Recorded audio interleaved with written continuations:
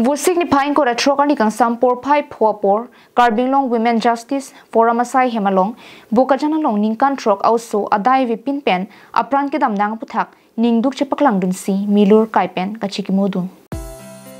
Bokajan Police Station ki parlo amrajan along ni paing ko rake thomarni amrajan along idon hem usupi arta ki jum hek ningkan trok aoso aphan apranar mu detpen ringwelar lo ki joklut pen mantuneta mathaun ipin phire meme ahuni mandetlo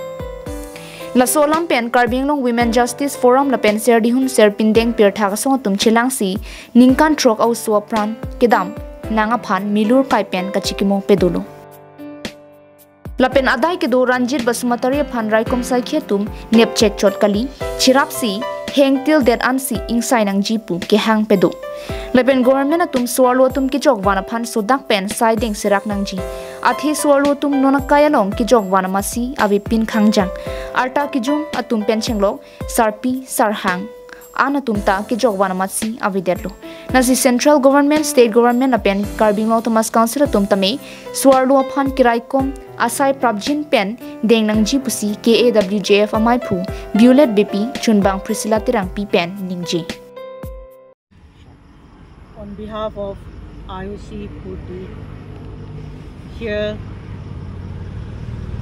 the platform of Karbinglong Women Justice Forum, we appeal to the Governor of Assam, appeal to the Chief Minister Dr. Himanta Biswa Sharma, and then above all, we appeal to Narendra Modi, the PM of all India. I just want to ask one question. When will you protect the women of India and the girl child of India, Assam and Karbinglong? We need protection. Why we are victimized by the male gender? Why is it so? I want this question to be answered by the government, and then the central government, state government, and then last but not the least, the Karbinglong Autonomous Council. 6 years old usupan chorebdet palam ka julong pe sinitum dala tumina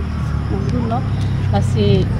la ke chorebdet a munit apana bangke lapu ingsai po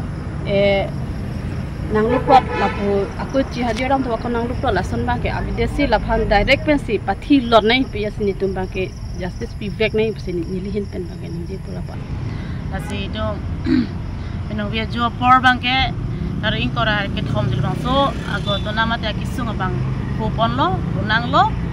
lapen tabang so muso phan ka pathiwe ka cholang rem amuni da phan mate oso phan bangke ne ponlong lo